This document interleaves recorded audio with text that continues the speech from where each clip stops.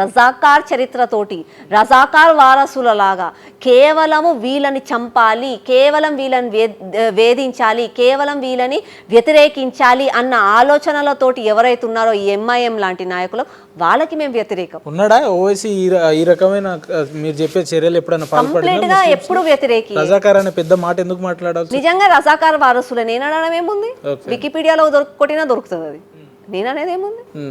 నిన్నగాక మొన్న సీతక్క అసెంబ్లీలో మాట్లాడుతున్నారు, సీతక్క ఏదో మాట్లాడుతుంది, అక్బరుద్దీన్ ఏదో మాట్లాడారు. ఎంత ఓపెన్గా, ఆమె ఒక గిరిజన మహిళ, ఆమె ఉన్న ఒక అడవిల నుంచి ఆమె ఈ రోజు అసెంబ్లీ వరకు వచ్చిందంటే ఒక మహిళగా గౌరవించాలి. నువ్వు ఒక స్థాయిలో ఉన్న ఒక ఎమ్మెల్యేగా నువ్వు ఆమెను గౌరవించాలి.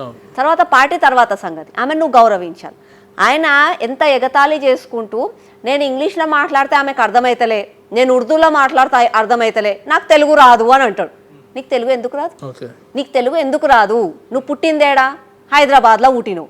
నీ అయ్యేడా పుట్టిండు హైదరాబాద్, నీ తాత ముత్తాతలు అందరూ హైదరాబాద్ వాళ్ళే, నువ్వు తిండి హైదరాబాద్లోనే తింటున్నావు, నీ చుట్టుపక్కల ఉన్న వాళ్ళందరూ తెలుగు వాళ్ళే, నువ్వు ఉన్నదే తెలుగు రాష్ట్రంలో, నీకు తెలుగు ఎందుకు రాదు?